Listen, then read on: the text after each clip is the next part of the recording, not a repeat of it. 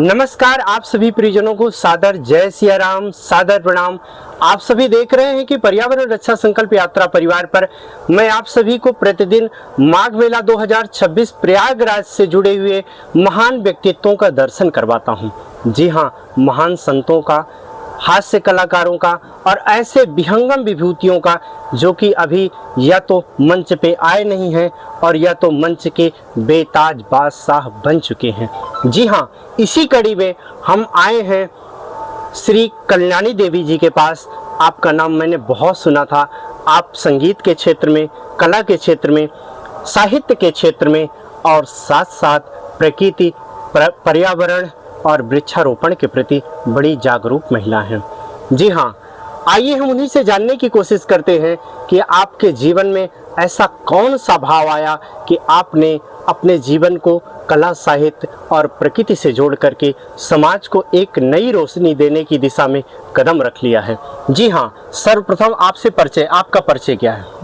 मेरा नाम कल्याणी पांडे। जी, कहाँ की रहने वाली हैं? मैं बिरवा पहाड़पुर की गोपीगंज के पास। अच्छा, तो यहाँ प्रयागराज में आप कैसे, आपका पदार्पण हुआ?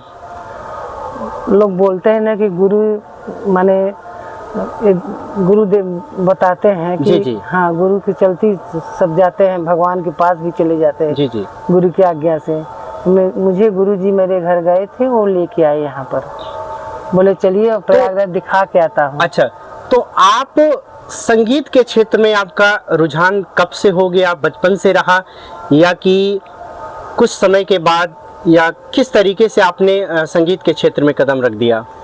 मैं शुरू से घर में गुनगुनाती रहती थी, गाती रहती थी। शादी ब्याह का गाना, भजन, कीर्तन जो भी घर में होता था। जी। मैं बाहर नहीं, जैसे गांव में शादी ब्याह पड़ता था मैं गाती थी, यही सब करती थी। उसके बाद मैं घर में हमेशा गाना बजना करती रहती थी। तो आप सभी परिजनों को, जैसा मैं कि हमेशा मैं बताता रहता हूँ कि धीरे धीरे शुरुआत करने से एक बड़ा वृक्ष तैयार हो जाता है, धीरे धीरे सींचने से। जी हाँ, आप श्री कल्याणी देवी जी हैं और आपने घर से गुनगुनाने की शुरुआत करके घर की गुनगुनाहट आज प्रयागराज में भी गुनगुनाहट जो आपकी घर से निकल रही थी, वो आज प्रयागराज की पावन धरती पर वो गूंज रही है। आपकी गुनगुनाहट जो थी वो प्रयागराज में गूंज रही है। जी, कैसा महसूस कर रही हैं यहाँ आके और माँ गंगा की गोदी में बैठ करके? आपको कैसा महसूस हो रहा है? हमको बहुत अच्छा लग रहा है। मैं यहाँ पर साधु संतों के बीच में हूँ, जो हो सक रहा मैं सेवा कर रही हूँ, हवन कीर्तन कर रही हूँ, कल्पवास कर रही हूँ 1 महीना का। आपके विषय में बहुत मैंने सुना है कि आप अपने क्षेत्र में प्रकृति के विषय में और वृक्षारोपण के विषय में, जीवों के प्रति आप बहुत दया करती हैं। क्या कार्य करती हैं? कैसे, किस तरीके से समाज को संदेश दे रही हैं? मैं खड़गपुर रहती हूँ जी।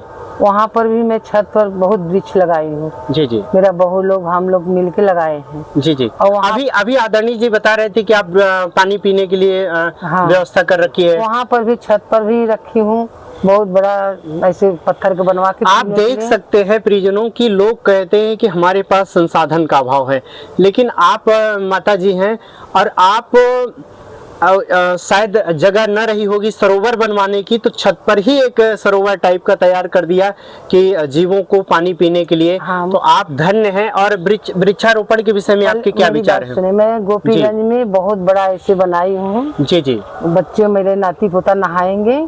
जी। उसके बाद चिड़िया सब, मोर बहुत आते, वो लोग पानी पियेंगे, इसीलिए मैं करी।